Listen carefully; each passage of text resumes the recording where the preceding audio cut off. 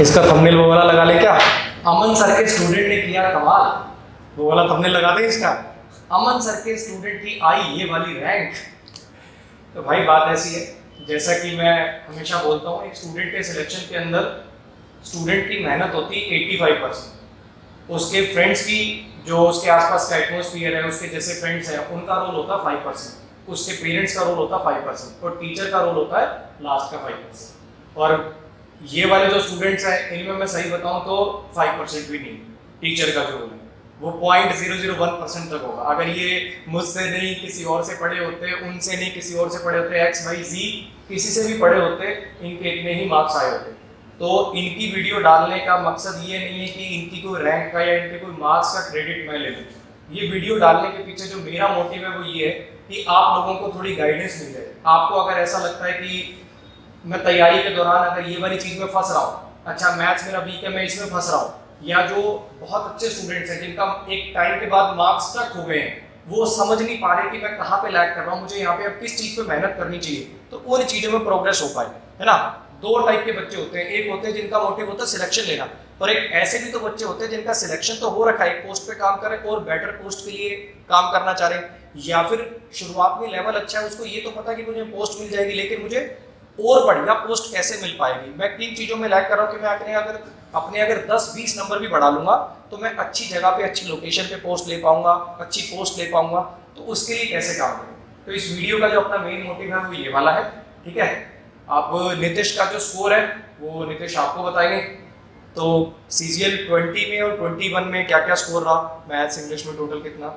20 में sir pre में थे 191.57, देन मैथ्स में 195, इंग्लिश में 180 एंड टाइप में 65, एंड 2021 में है प्री में 192.5, मैथ में 197.5 एंड इंग्लिश में 182.5।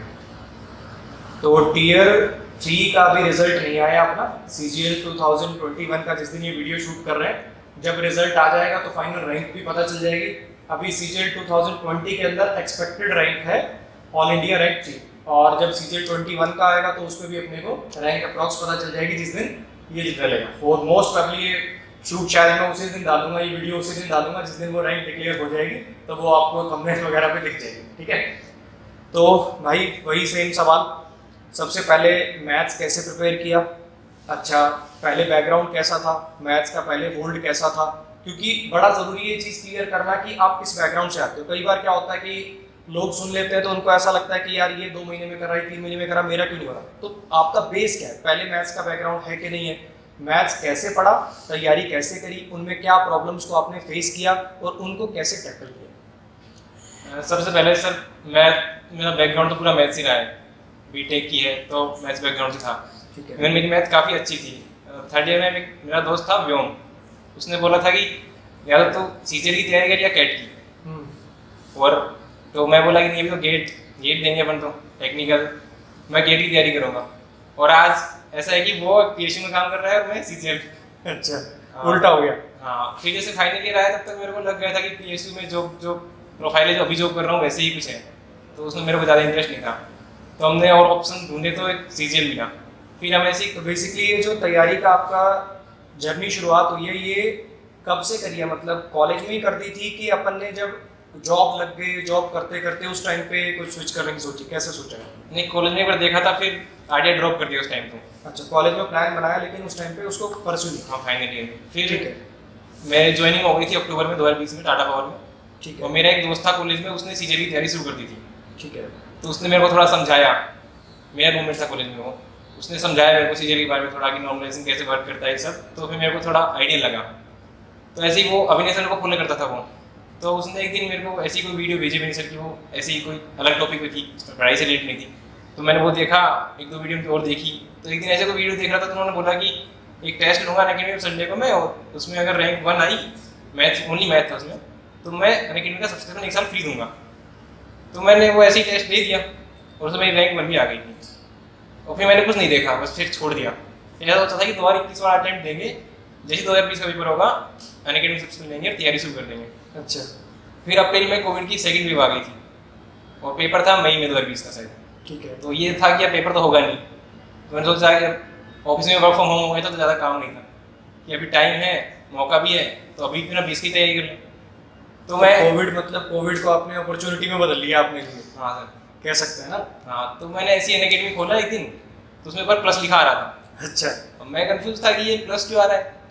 तो मेरे एक दोस्त था, मैंने उससे पूछा कि ऐसा अनअकैडमी में प्लस सबके आता है या फिर जो लेते हैं उनकी आता है। तो बोला जो सब्सक्रिप्शन लेते हैं उसकी आता है। फिर मैंने वो पुरानी मेज देखी तो अभिनय सर ने वो सब्सक्रिप्शन दे दिया था मेरे को। फिर मैंने अप्रैल से इस पढ़ाई शुरू कर दी। मतलब मैथ के लिए तो मैंने अभिनय सर के कुछ वीडियो थे यूट्यूब पे 2016-17 के टाइम के, 15-15 मिनट की वीडियोस हैं वो, और हर टॉपिक में दोनों टू द पॉइंट पढ़ाया है, कुछ फालतू नहीं, सवाल पढ़ाते फटाफट, बच्चे होते नहीं तो फटाफट करा देते थे। रिकॉर्डेड वीडियो है उसकी बात करो। 15-20 मिनट की वीडियो मैक्सिमम, हर टॉपिक की 10-15-10 मिनट। तो मैंने 15-20 दिन में सारी वीडियो देख ली हूँ पहले। फिर उनके नोट्स बना लिए, फॉर्मूला वगैरह लिख लिए जो भी थे। फिर उनकी मैथ की बस प्रैक्टिस की, उसके बाद मॉक टेस्ट दिए, प्रैक्टिस की। तो प्री तक तो मतलब ये सब ही किया मैथ में।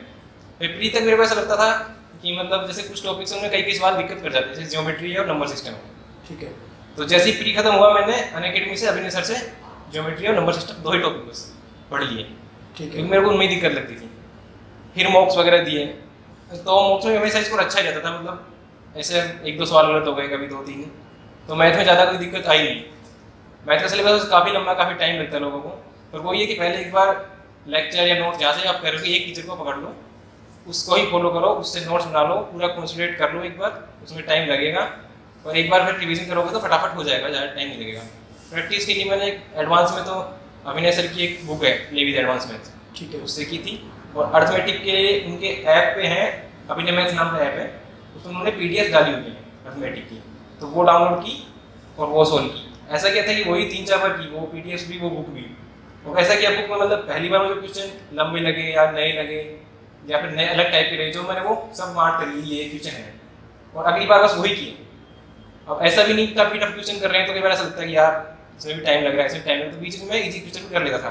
दिमाग को थोड़ा मतलब मैनिपुलेट करना भी जरूरी है, नहीं तो फिर बड़ा बोर हो जाते हैं। फिर वही क्वेश्चन 3-4 बार मैंने किए, तो मैथ में मतलब इतने में हो गया था, ज़्यादा कोई दिक्कत आई नहीं मैथ में। मैथ्स बेसिकली मैथ्स बैकग्राउंड था, मैथ्स पहले से ही अच्छा था, हाँ। तो उसकी काफ़ी ज़्यादा हेल्प मिल गई, हाँ। इसीलिए थोड़ा जल्दी पूरा कर पाए। नहीं तो होता ना, जैसे कुछ बच्चे जो बहुत एवरेज होते हैं मैथमेटिक्स में, उनको कम से कम 1-1 साल तो सिलेबस पूरा करने में, उसमें कमांड बनाने में लग जाता है। आपने उस चीज़ को थोड़ा मतलब जल्दी कर लिया, कह सकते हैं उसके कंपैरिजन में। और ऐसी कोई चीज़ जो आपको लगता है कि मैथ्स में बच्चों को अक्सर इस चीज़ में दिक्कत आती है और उसको कैसे टैकल कर सकते हैं? मैथ्स में ना ज़्यादातर लोगों को ज्योमेट्री में दिक्कत आती है, जो भी एडवांस मैथ्स में दिक्कत आती है। तो ज्योमेट्री वो ये कि पहले आराम से एक बार पूरा पढ़ो, सिलेबस कवर करो, फिर उसकी प्रैक्टिस करो। और किसी क्वेश्चन में दिक्कत आती है उस टाइप के क्वेश्चन ज़्यादा सोल्व करो, तो धीरे धीरे वो प्रॉब्लम दूर आती है। क्योंकि जो प्रॉपर्टी बेस्ड वाला है वो सब कर लेते हैं, जो नॉर्मल जो क्वेश्चन आते हैं ना, उनमें कुछ दिमाग लगाना पड़ता है या कोई लाइन इधर से ऐड करनी पड़ती है, उनमें दिक्कत होती है। तो उस टाइप की ज़्यादा प्रैक्टिस करो, वही है ज्योमेट्री में। तो बाकी जैसे मेंसुरेशन में है, मेंसुरेशन में क्या, लोग सिलेंडर देखा, सिलेंडर का फॉर्मूला लगा दिया, ऐसे पहले फिगर को थोड़ा विजुअलाइज करो कि पूछा क्या है फिगर में। अगर वो एक बार हो गया तो फिर टाइम लगेगा नहीं, इसमें फॉर्मूले अपने आप दिख जाएंगे। ज्योमेट्री और मेंसुरेशन मुझे लगता है सारा इमेजिनेशन का गेम है मोस्टली ना। उसमें जो 3D में सोच पाता है, अच्छा इधर से जा रहा है, अच्छा ये ऐसे बन जाएगा, इसका स्ट्रक्चर ये बनेगा। एक तो मैं पढ़ के लाइन बाय लाइन उसको 4 बार सोचने की कोशिश करूँ, अच्छा ये फॉर्मूला कैसे पुट होगा।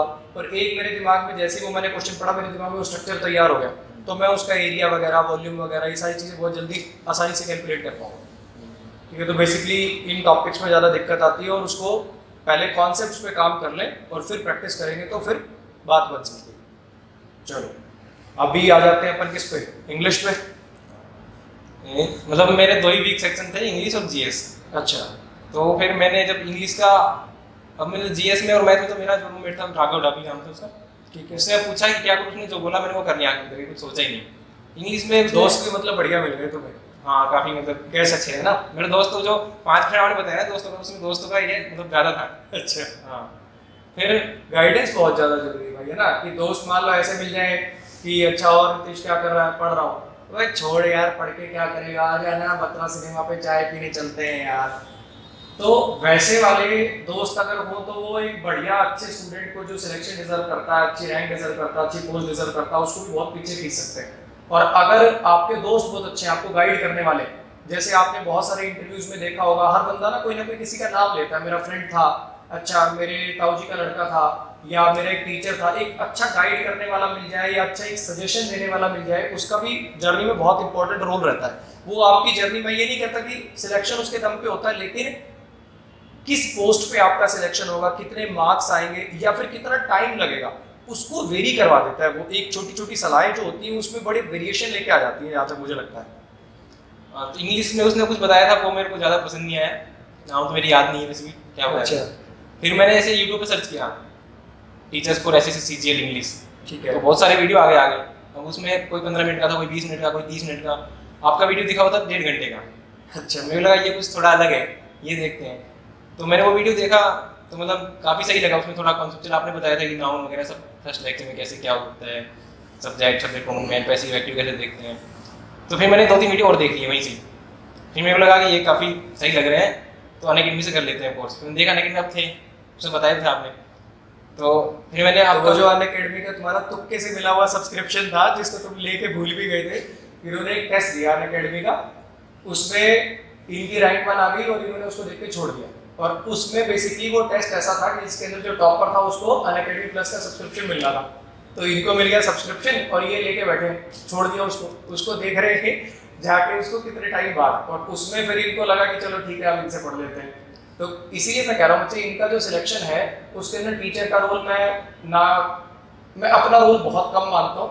ये वाकई में पढ़ने वाले जो बहुत क्रीम लेयर होती है उसके अंदर आते हैं, लेकिन चलो फिर भी ठीक है, इन्होंने पढ़ा और उसके लिए अगर ये कुछ क्रेडिट देते हैं तो उसके लिए थैंक यू सो मच।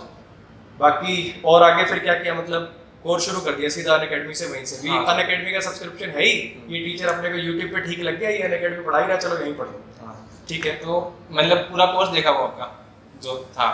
फिर क्या रीडिंग के लिए तो ज़्यादा कुछ नहीं करना पड़ा मेरे को। रीडिंग के लिए क्या, पहले बीटेक की तो वहाँ सब पढ़ना पड़ता था इंग्लिश में ही, और एक मेरी आदत थी कि क्रिकेट को बहुत थोड़ा तो फॉलो करता था। ठीक है। तो क्रिकेट का मैच मैं लाइव भी देख रहा हूँ ना, तो भी क्रिकेट की पूरी कमेंट्री पढ़ूंगा। और अच्छा। 1 नहीं 2 या 8-10 सालों से ही कर रहा हूँ। तो मतलब इतनी रीडिंग की हैबिट डेवलप हो गई थी। तो मैंने ऐसे कोई न्यूज़पेपर वगैरह नहीं पढ़े, इवन मैंने कुछ पढ़ी थी मतलब बुक्स, वो भी ऑटोबायोग्राफी कोहली की, द्रविड़ की, गांगुली की। अच्छा, मतलब जिसमें इंटरेस्ट था वही अपनी इंटरेस्ट की चीजें कर लो। तो तुम्हारा स्पोर्ट्स में इंटरेस्ट था तो तुमने स्पोर्ट्स की ही चीजों को पढ़ना चालू कर दिया, स्पेशली क्रिकेट, वही मैंने सब पढ़ा बस रीडिंग के लिए। तो फिर क्या था, दिक्कत वो थी मेरी वोकैब की। अच्छा। कि वोकैब पहले जो पढ़ी थी टेक्निकल, वो इधर कुछ काम नहीं आता, ऐसे सी पूरी वोकैब अलग है। तो मैं वोकैब के लिए क्या करूँ, मैं वोकैब बुक से पढ़ने लगा। लिंक टू पैरामाउंट थी तो ठीक है। एक वो आती है वर्ड पाउंड में डीजी। तो फिर मतलब वो याद तो हो रही थी, पर मतलब मेरे को लग रहा था टाइम ज़्यादा लग रहा है इसमें, और मतलब रिटेन नहीं कर पा रहा इतनी। तो मैंने ऐसे यूट्यूब पर सर्च किया फिर कि वोकैब फॉर दिस ऐसे सीजीएल। तो ऐसे कुछ वीडियो आए, मेरे आपका कौन टीचर था क्या था वो, मैंने वो देख लिए। अच्छा। उसके सारे वीडियो देखे, 700-800 वर्ड उसमें हो गए। ठीक है। उसमें टीचर ने मतलब कुछ ट्रिक से याद करवाते कुछ ना कुछ। इतने में आप भी एक कोर्स लिया था नेगेटिव वोकैब का। ठीक है। तो फिर मैंने वो भी देख लिया, सब 2x पे। इवन आपका जो मैंने कोर्स देखा वो रिकॉर्डेड देखा था 1.75x पे, उसी में नोट्स बनाए थे, मैंने लाइव कुछ नहीं देखा। ठीक है। तो फिर वो देख लिए, फिर मेरे को आदत हो गई थी फिर तो वोकैब याद करने की। फिर मैंने बुक से पढ़ ली, लिंक टू पैरामाउंट थी अपनी, एस बक्सी को 1 वर्ड्स पढ़ लिए।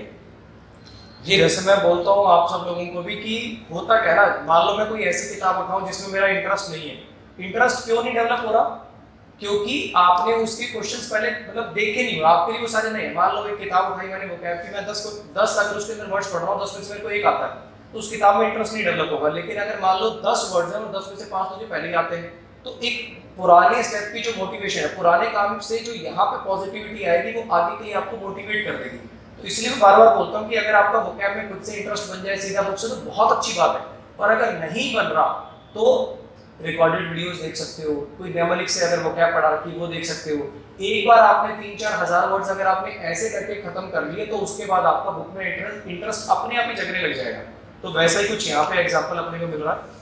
ठीक है। फिर तो मैंने वो सब पढ़ के फिर रिवाइज जो याद हो गया, ठीक है, मैं रिवाइज करता था, A3 साइज पेपर पे मैं लिख लेता था जो जो वर्ड मुश्किल लगते थे या नहीं होते थे याद। ठीक है। तो ऐसे कर करके मेरे मतलब रूम की एक पूरी दीवार भर गई थी। इसमें वोकैब भी नहीं, इसमें मैथ के फॉर्मूलाज वगैरह भी थे, हिस्ट्री के शॉर्ट नोट्स भी थे, मतलब पूरी मेरी दीवार एकदम भर गई थी। मैंने उसकी मतलब कोरा पे सेव भी की फोटोज, आपको दिखाऊंगा इस दिन बाद। मतलब निकलता बढ़ता रूम में मैं वो पढ़ता रहता था, देखता रहता था। ये तो वो देखिए मैंने कोरा वाले रिव्यू में तुम्हारी वो फोटो भी देखी है मैंने। वो मेरे वाले रूम से जब मैं तैयारी करता था, मैं अपनी फोटो देखता, उससे भी बहुत ज्यादा भरी हुई है, काफी ज्यादा भरी हुई है। हाँ, तो मतलब वो है कि रूम में कुछ भी नहीं कर रहा हूँ, रूम में घूम रहा हूँ, तो भी वो पढ़ लिए, तो मतलब फिर हमेशा वो सामने दिखते रहते, तो याद हो गया धीरे धीरे वोकैब। ठीक है। वो क्या ऐसे हो गई और रीडिंग में कोई दिक्कत थी नहीं, असली बात थी ग्रामर में एरर्स की। तो फिर एरर्स के लिए आपने 2 बुक बताई थी, मिरर ऑफ कॉमन एरर, प्रिंटू पैरामाउंट। दोनों बुक मैंने खरीद ली, 3-4 बार वो सोल्व की पूरी, हर बार सारी रन लगाई। और उसमें मेरा जो डाउट है वो आपने एक सीरीज चलाई थी मिरर ऑफ कॉमन एरर और प्रिंटू पैरामाउंट की सॉल्यूशन की। ठीक है। मैंने वो वीडियो निकाले, जो क्वेश्चन में दिक्कत आई वो क्वेश्चन उधर देखा, क्योंकि जो उधर सॉल्यूशन लिखे हैं वो अलग तरीके से लिखे उन्होंने। तो जो आपसे कोर्स कर लिया फिर मेरे वो समझना थोड़ा मतलब वो याद करने जैसा हो गया एक तरीके से, और याद करने जैसा मेरे को कुछ पसंद पहले नहीं था कि कुछ लॉजिकल वे में समझ में आए तो मैं कुछ देखूँ। फिर मैंने वो वीडियोस आपके निकाले तो सारे सॉल्यूशन उसमें देखे जो भी मेरे को दिक्कत आई। पहली बार तो ऐसे कि लिख लिए जो भी दिक्कत आई हो, और दूसरी बार तीसरी बार उसी बुक से, मतलब ऐसे कुछ नहीं कि दूसरी बार बोर हो गए दूसरी बुक उठा ली, वही बुक करनी है 3 बार 4 बार जितनी बार भी, क्योंकि नई बुक से करेंगे तो क्वेश्चन वही है उधर भी, मेरा अपने को टाइम ज़्यादा लगेगा दूसरी बुक से करेंगे तो, क्योंकि एसएससी में पैटर्न तो वही है, वही क्वेश्चन आने हैं, तो ऐसा ही एक से ही करो। इसलिए मुझे ऐसा लगता है कि जैसे मैं पढ़ाता हूँ अगर सॉल्यूशन वैसा मिल जाए ना थोड़ा सा इजी हो जाता है ना। तो इसीलिए मैंने जो प्रिंटू पैरामाउंट हो गया जिसको केडी कैंपस वॉल्यूम 1 बोलते हैं, या मिरर ऑफ कॉमन एरर्स होगी, उनकी एक डाउट सीरीज बना दी जब तक अपनी एरर को नहीं आई थी। अब अपनी बेसिकली मैंने कलेक्शन करके एक बुक बना दी है कि 200 एरर है, उनका कलेक्शन करके बुक बना दी, और उसमें सॉल्यूशन मेरे हिसाब का हो गया कि उसके लिए बच्चे को कोई अलग से भटकना ना पड़े, 3-4 सोर्स को ना रेफर करना पड़े प्रैक्टिस के लिए। एक ही जगह पे उसको 200-250 सवाल मिल गए, सीधा अपना चैप्टर खत्म किया, सीधा उनको प्रैक्टिस कर दी, उसमें सॉल्यूशन मेरे हिसाब के हैं। फिर भी अगर कुछ डाउट बचता तो इसकी भी मैंने डाउट सीरीज चला दी कि डाउट के लिए बच्चे को परेशान नहीं होना पड़े, कि जो मेरे से पढ़ रहा है उसको डाउट के लिए कहीं और ना भटकना पड़े, बुक भी उसके लिए अच्छी अवेलेबल हो। उसके बाद अगर बुक को करने के बाद उसकी एक्सप्लेनेशन देखने के बाद भी अगर कुछ डाउट्स है तो उसके लिए भी वीडियोस बना दी। तो मुझे लगता है कि हेल्पफुल होता होगा स्टूडेंट्स के लिए शायद। इंग्लिश में मतलब मेरा ठीक हो गया था, पर मतलब पहले कॉन्फिडेंस कमी थी, वो कॉन्फिडेंस आ गया था कि हाँ मैं इंग्लिश में अच्छा इसको कर लूँगा। और एक आपने जो प्रैक्टिस बैच चलाए थे ना, इसके मतलब प्री के बाद चलाए थे मैं इसके लिए प्रैक्टिस बैच, तो मैं क्या करता था जैसे मतलब ऑफिस जा रहे हैं, ईयरफोन लगाए, प्रैक्टिस बैच चला रहे 1.75x में। अच्छा, हाँ क्वेश्चन आपने कराया वो आ रहा है अगर तो कॉल में मारा और फटाफट आगे कर दिया, अगले क्वेश्चन पहुंच गए, क्योंकि उसे नहीं आ रहा तो उसका सॉल्यूशन देख लिया। तो ऐसे ही मतलब लंच टाइम आधे घंटे का था तो उसको एक्सटेंड करके 1 घंटा कर लिया, एक लेक्चर तब देख लिया, एक ऑफिस जाते टाइम देख लिया, एक आधे टाइम देख लिया। तो प्रैक्टिस में सारे ऐसे ही लगाए मैंने ऑफिस आते जाते टाइम, मतलब एक्स्ट्रा कोई टाइम। कहने का मतलब ये जो सारी तैयारी चल रही है ये सब जॉब के साथ साथ ही चल रही है। हाँ जॉब ज्वाइन करने के बाद जो लोग, मतलब मैं इसमें कहना चाह रहा हूँ कि जो लोग बहाने मारते हैं कि अच्छा मैं पढ़ नहीं पाता, अच्छा मैं ये नहीं कर पाता, मैं तो ये काम करता हूँ, वो काम करता हूँ, या सबसे बड़ी दिक्कत क्या है कि कुछ नहीं कर रहे, सारा दिन फ्री है, फिर भी अगर कायदे से पूछो कि पढ़ कितने घंटे रहे हो, उससे 1.5 घंटे 2 घंटे। यहाँ पे बंदा जॉब भी कर रहा है, जॉब के साथ साथ भी तैयारी कर रहा है, आने जाने के टाइम को भी यूटिलाइज कर रहा है। तो जब आपको कुछ चाहिए होता है ना तो फिर वो कुछ एक्स्ट्रा मेहनत मांगता है। अगर दुनिया से आपको हटके कुछ चाहिए ना तो दुनिया से हटके फिर मेहनत भी मांगता है, वो चीज़ डिजर्व करती है। तो ये तो हो गई इंग्लिश की बात। और इंग्लिश की अगर मैं बात करूँ, इसके अंदर कोई ऐसी स्पेसिफिक चीज़ जिसने सबसे ज़्यादा परेशान किया और फिर उसको कैसे टैकल किया? हाँ, एक मैथ एरर का था। फिर क्या, मैं मैथ्स के मौके था, मेरे 165-70 के आसपास जाके स्कोर इतने ही आ रहे लगातार। ठीक है। फिर मैंने क्या किया, सारे मॉक्स उठाए जो दिए थे वो, उनमें एक एक्सेल शीट बनाई मैंने, कॉम्प्रिहेंशन, वोकैब, ग्रामर, सबके अलग अलग सेक्शन बनाए, किसमें किस मॉक में कितने नंबर आए वो निकाले, बेसिकली एनालिसिस किया। हाँ कि कहाँ पे दिक्कत हो रही है। ठीक है। तो फिर मेरे को लगा कि कहीं कहीं पे PQRS में दिक्कत हो रही है, क्वेश्चन मामला थोड़े ऊपर नीचे हो रहे हैं। ठीक है। कहीं कहीं जो सेंटेंस इंप्रूवमेंट आता है उसमें कहीं दिक्कत हो रही है। तो मैंने वही चीज़ें दोबारा रिवाइज कर ली, जैसे किसी टॉपिक में दिक्कत आई तो वो दोबारा टॉपिक रिवाइज कर लिया, उसकी प्रैक्टिस कर ली वापस, फिर मॉक दिए। तो ऐसे कर करके वो 180-185 वाले रेंज में आ गए मार्क्स। इसलिए प्रॉब्लम पता हो तो सॉल्यूशन ढूंढना आसान हो जाता है। जब तक आपको प्रॉब्लम ही नहीं पता, आप मॉक पे मॉक दिए जा रहे हो, एनालिसिस कर ही नहीं रहे हो कि मेरे नंबर कहाँ कट रहे। बच्चे आते हैं सीधा कहते हैं सर मेरे नंबर नहीं आ रहे, सर मेरे तो मॉक्स में मार्क्स ही नहीं बढ़ रहे। किस चीज़ में नहीं बढ़ रहे, पहले ये तो पता करो। जब तक आप प्रैक्टिस नहीं करो, मतलब बेसिकली आपने मॉक तो सॉल्व कर लिया, जब तक आप उसका एनालिसिस ही नहीं करोगे आपको पता कैसे चलेगा कि किस पोर्शन में दिक्कत है। और जब तक प्रॉब्लम ही नहीं पता तब तक तो इलाज भी नहीं हो पाएगा। ये तो वही वाली बात हो गई, डॉक्टर को जाके कह रहे हैं दर्द हो रहा, डॉक्टर पूछेगा किस चीज़ में दर्द हो रहा है, नहीं दर्द हो रहा है, तो पहले बता तो दो किस चीज़ में दर्द हो रहा है, तभी तो वो इलाज करेगा। भी सिर में दर्द है, पैर में दर्द है, हाथ में दर्द है, पेट में दर्द है, जब तक तुम्हें बीमारी नहीं पता तब तक इलाज कैसे कर पाओगे? तो प्रॉब्लम नहीं पता तो सोल्यूशन कैसे करोगे? जितना इंपॉर्टेंट है मॉक्स को लगाना, उससे कहीं ज़्यादा इंपॉर्टेंट है मॉक्स का अच्छे से एनालिसिस करना।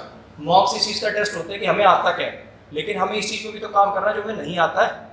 चलो ये तो बात हो गई अपनी मैथ्स की, इंग्लिश की। रीजनिंग की बात करूँ अगर मैं, रीजनिंग ऐसा था सर कि मैथ अगर अच्छी होती तो रीजनिंग ऑटोमेटिकली काफ़ी जॉब अच्छे हो जाते हैं। ठीक है। तो मेरे को मतलब जैसे कुछ कुछ टॉपिक में दिक्कत थी, जैसे काउंटिंग ऑफ फिगर्स हो गया और एक ब्लड रिलेशन। तो मैं नॉर्मली ऐसा किया यूट्यूब पे काउंटिंग ऑफ फिगर्स का कोई वीडियो 15 मिनट की वीडियो आई, उन्होंने 2-3 चीज़ें बता दी, ये है वो मैंने कॉपी में लिख ली, खत्म। फिर ब्लड रिलेशन उन्होंने बता दिया, ऐसे जेंडर वाइज प्लस माइनस लिख लो, ऊपर एरो इधर लगाओ, वर्टिकल हॉरिजॉन्टल लिखो, वो देख लिया, छोटी छोटी वीडियो बस। फिर प्रैक्टिस में भी, और टेक्स्ट बुक पे जो मॉक देता प्री के वो, उसके जो सेक्शनल टेस्ट थे वो, टॉपिक वाइज टेस्ट थे वो, उसके अलावा कोई बुक नहीं खरीदी रीजनिंग की, बस वही रीजनिंग में प्रैक्टिस की। तो रीजनिंग में मतलब ऐसे बीच में ऐसा हुआ था ना कि मेरे जो मॉक देता था हमेशा रीजनिंग में 50 करेक्शन 5 ऐसे नंबर आते थे। बीच में क्या हुआ कि जो मैट्रिक्स के क्वेश्चन आते हैं ना और सीरीज के क्वेश्चन, समझ गए। तो एक बार मेरा थोड़ा कंफ्यूजन हो गया, उनको देख के डरने लगने लग गया था कि अब ये वाला सवाल आगे तो ये नहीं होगा। तो वो 45 पे आगे टक गए थे नंबर एक बार मॉक में। फिर वो मैंने सोचा कि क्या करूँ, तो मुझे लगा कि ये परसेप्शन है ना, ये छोड़ना पड़ेगा कि ये इस क्वेश्चन देखते कि ये नहीं होगा। तो फिर मैंने वो बदला, फिर क्वेश्चन देख के सोल्व करने की कोशिश करता था पहले, और धीरे धीरे धीरे फिर वो होने लगे, और फिर वो प्री में पूरे 50 आए थे रीजनिंग में। चलो बहुत बढ़िया। और रीजनिंग को लेके कोई ऐसा बच्चों का आपको ऐसा लगता है कोई ऐसा मिथ है, रीजनिंग को सब हल्के में लेते हैं, तो रीजनिंग को लेके ऐसी कोई चीज़ जो आपको लगा हो कि शुरुआत में शायद मेरे को ये बात पता नहीं थी, शुरू में मैं ये गलती कर रहा था, ये बाद में मैंने सुधार करी, बाद में मैंने चेंज करे, ऐसा कुछ? रीजनिंग में वही, अब ज़्यादातर लोगों को दिक्कत उसमें नंबर सीरीज में ही होती है, तो वो जितनी प्रैक्टिस करेंगे उतना ही वो अच्छा होता जाएगा। बेसिकली उसमें कोई ज़्यादा ट्रिक्स पे और इन चीज़ों पे ध्यान देने की जरूरत नहीं है, मेनली प्रैक्टिस का गेम है सारा।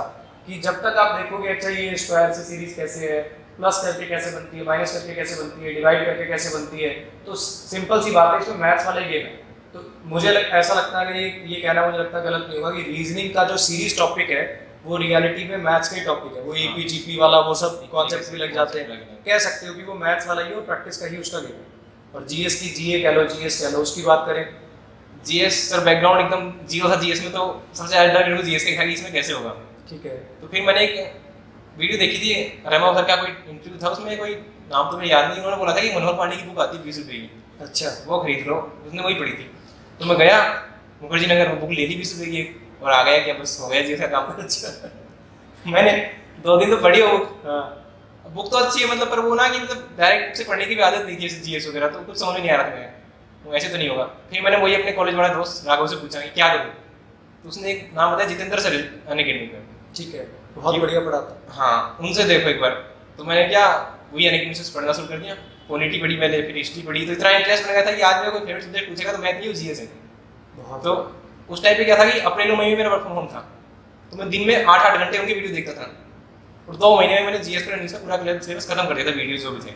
भी उसको तुमने रिकॉर्डेड 2x स्पीड पे, हाँ रिकॉर्डेड नोट्स अपने खुद के बनाए, जितना मैं डिटेल में लिख सकता था, जितना क्रोनोलॉजी वाइज जो भी उसमें फालतू उन्होंने कुछ बताया वो लिख लिया, सब लिख लिया कि अब आगे रिवाइज करने में दिक्कत ना रहता। कि खुद के नोट्स से जल्दी रिवाइज करने में आसान रहती है बाद में, कि दूसरे के पढ़ोगे तो वही पर नोट समझो, फिर दोबारा पढ़ो उसको, तब समझ में आएगा। खुद के नोट्स हो तो फटाफट पढ़ सकते हैं। तो वही सारे सब्जेक्ट पढ़ लिए। फिर मेरे को साइंस में तो मतलब फिजिक्स केमिस्ट्री में तो पहले से पढ़ी हुई थी, तो कोई दिक्कत नहीं थी। मेरे को लगा, फिर मैंने प्रीवियस ईयर कुछ क्वेश्चन देखे, उसमें क्या बायो के हर उसमें क्या 2 क्वेश्चन बायो का था, फिजिक्स केमिस्ट्री के मतलब बायो को नहीं फंसता ही फंसता। बायो की जरूरत, तो मैंने कहा कि बायो पढ़नी पड़ेगी, बायो थी तो उसने पढ़ाई नहीं थी, अब क्या करूँ। तो एक टीचर थे शायद अंकित अवस्थी सर नाम उनका, तो उन्होंने बायो पढ़ाई थी। अच्छा, मैं ऐसे ही सर्च करा था तो बायो की उनकी मिल गई, तो मैंने बायो उनकी देख ली, और बायो के मेरे 2 क्वेश्चन आए, और दोनों उसी में शहर की पढ़ाई मैंने। बहुत बढ़िया। जीएस में तो जीएस तो ऐसे किया था। करंट अफेयर्स के लिए मैंने एक यूट्यूब पे चैनल है एमजेटी करके है, अच्छा, वही डेली की 10-15 मिनट की एक वीडियो आती है उनकी, और बाद में पीडीएफ मंथली पीडीएफ 15 दिन की पीडीएफ देते हैं, तो वो पढ़ी थी। बाकी मैंने करंट अफेयर्स 6 महीने का पढ़ा था, पर एसएससी लगभग 1 साल का पूछ रही है, तो करंट अफेयर्स ज़्यादा नंबर नहीं आए, पर पढ़ाया अच्छा है उन्होंने। करंट अफेयर्स ऐसे किया था। तो ये बात हुई अपनी मैथ्स की, इंग्लिश की, रीजनिंग की और जीएस की, है ना। इसके अलावा मतलब कुछ ना स्टूडेंट्स मुझे लगता है कई बार ना कुछ ऐसी प्रॉब्लम्स फेस करते हैं जो पढ़ाई से रिलेटेड भी है। जैसे फॉर एग्जांपल कई बार क्या होता है कि पढ़ रहे हैं 2-3 दिन तो पढ़ाई अच्छी हुई, उसके बाद क्या होता है कि पढ़ने का आगे मन नहीं कर रहा, या ऐसा लग रहा है कि 10 दिन 15 दिन तो अच्छी पढ़ाई, उसके बाद थोड़ा डीमोटिवेटेड सा फील हो रहा है, या ऐसा लग रहा है कि जितना आज मुझे पढ़ना चाहिए था मैं उतना नहीं पढ़ पा रहा। और ये मुझे लगता है कोई भी एस्पिरेंट नहीं है, चाहे किसी भी गवर्नमेंट एग्जाम को, किसी भी एग्जाम की आप तैयारी कर रहे हो, जिसने इस सिचुएशन को फेस नहीं किया। तो ऐसी सिचुएशन कभी आती थी तो उसको कैसे टैकल करते थे? सर डीमोटिवेशन सब में आता है, और डीमोटिवेशन नहीं आया ऐसा तो मेरे को मिला नहीं आज तक कि नहीं है। तो ऐसा है कि मतलब एक बार लगा कि यार क्या, फिर तो वही सोचना है कि करना क्या है आगे, गोल क्या है अपना, तो वो रहेगा। अगर नहीं कर रहे मूड तो थोड़े मत पढ़ो, कुछ भी जो जिस चीज़ में तुम्हारा इंटरेस्ट है वो करो। पर ऐसा है कि फिर ध्यान वहाँ होना चाहिए करना क्या है, तो फिर अपने आप मोटिवेशन आएगा अंदर से कि नहीं पढ़ना ही पड़ेगा, इसके अलावा कुछ ऑप्शन नहीं है अपने पास। तो वो अरे उस टाइप ऐसी चीज़ पढ़ो जो तुम्हारा इंटरेस्ट है, जैसे मैथ में इंटरेस्ट तो मैथ ही पढ़ो, ऐसे नहीं कि इंटरेस्ट मैथ में है लेके जीएस बैठ गए फिर और पढ़ने का मन नहीं करेगा। तो वो वही सब्जेक्ट पढ़ो, और ऐसा है कि मतलब लगातार 6 घंटे पढ़ रहे, वो 1-1.5 घंटे पढ़ लिए, थोड़ा गैप होना चाहिए। मैं ऐसा करता था कि सुबह उठ गया, मैंने छुट्टी वाला दिन ना, सुबह पढ़ लिया 2-3 घंटे, फिर लंच कर लिया, फिर 2 घंटे भी पढ़ा। मैं नहाने का प्रोग्राम उसके बाद रखता था कि तो फिर वो ब्रेक मिल जाएगा एक, फिर उसके बाद 2 घंटे पढ़ लिए, फिर शाम के स्नैक वगैरह हो गए, फिर 2 घंटे पढ़ लिए, फिर मैं क्या शाम को दौड़ने वगैरह जाता था। फिजिकल एक्टिविटी बहुत जरूरी है, क्योंकि अपन एक जगह बैठे बैठे बोर हो जाते हैं, तो थोड़ा एनर्जी, थोड़ा कुछ नया भी चाहिए, तो फिजिकल एक्टिविटी अपन थोड़ा फिट भी रहते हैं, वो बहुत माइंड जरूरी भी है। अच्छा चलता है, लेथार्जिक हो जाता है ना आदमी, फिर उस टाइप से वही ज्यादा नींद आना, क्योंकि जितना आप बैठे रहोगे फिर उस टाइम पे ना फिर बॉडी की डाइट भी उतनी हो जाएगी, ज्यादा खाना खा लेना, फिर ज्यादा नींद आना। अगर उस टाइम पे एक्टिव रहते हो, थोड़ा मोटा चलना फिरना करते रहते हो, तो मुझे लगता है उससे ना कुछ पढ़ाई आपकी इंप्रूव ही होगी। काफी लोगों को ऐसा लगता है कि अगर मैं 10 मिनट रनिंग करने चला गया, ओ माय गॉड इसमें 10 मिनट में तो पढ़ लेता, लेकिन वो जो 10 मिनट आप रनिंग के लिए लगाओगे ना, मुझे लगता है उससे पूरा दिन आपका माइंड फ्रेश रहेगा, थोड़ी बॉडी में एक्टिविटी आएगी, तो उससे और ज्यादा चीजें निखर के आती हैं। और कोई ऐसी चीज जो मतलब इंस्पायर करती हो, या कोई ऐसी चीज हो जिससे ऐसा लगा हो कि यार ये करना है, मतलब जब भी आदमी डिमोटिवेटेड फील करता है या कुछ भी करता है, तो कुछ तो सोचता होगा ना कि यार नहीं ये करना, कुछ माइंड में ऐसा थॉट लेके आया क्या करेगा। अभी जो कर रहे हो ना जो सिचुएशन, उसमें जो दिक्कत है वो सोचो कि ये दिक्कतें हैं, और जब ये कर लेंगे ये दिक्कत खत्म हो जाएगी। तो असली मोटिवेशन वही है कि ये जो प्रॉब्लम है उसको सोचो कि इतनी प्रॉब्लम है, ये सब खत्म हो बहुत बढ़िया बात कही। बेसिकली क्या है कि बजाय कि कुछ और 10 चीजें सोचने के कि और क्या कर सकता हूँ यहाँ से ध्यान हटाने के, उसी चीज पर ध्यान लगा के भी अब ये हो क्या रहा है, ये क्यों प्रॉब्लम ये क्यों आ रही है, मेरे को दिक्कत क्या आ रही है, कहाँ पे आ रही है। अगर वो प्रॉब्लम पे ही अपन सोच के उसी को सॉल्व करने की कोशिश करेंगे, तो एक तो टाइम वेस्ट नहीं हो रहा कि मैं कुछ और सोचने लग जाऊँ, अच्छा आज मन नहीं कर रहा तो मैं मूवी देखने लग गया, फिर मूवी देख के आए तो और उल्टा गिल्ट हो जाएगा कि यार 3 घंटे तो मूवी देख के आ गया। इससे अच्छा तो उस दिन कुछ इंटरेस्ट का लेके बैठ गए, और अभी जो फिलहाल में दिक्कतें चल रही है, कहाँ पे स्कोर नहीं बढ़ रहा, उसी पे काम करने लग जाए। लेकिन मैं फिर बताऊंगा बच्चे, ये जो स्टूडेंट्स हैं बेसिकली ये वो वाले हैं जिनकी विल पावर है बहुत बहुत ऊपर, ठीक है। ये बातें मैं जानबूझ के इसलिए बार बार बोल रहा हूँ कि कई बार क्या होता है ना, बातें सुन के बच्चे ना अनरियलिस्टिक अपने लिए गोल सेट कर लेते हैं। हर इंसान अलग अलग होता है। अब इस भाई से मैं पूछूंगा तो गेट में भी 1200 रैंक लिए बैठा है ना, सीजीएल 2020 में भी रैंक लिए बैठा है, सीजीएल 2021 में भी रैंक लिए बैठा है, दोनों बार 195 नंबर मार रहा है। तो इनका जो विल पावर है वो बहुत स्ट्रॉन्ग है।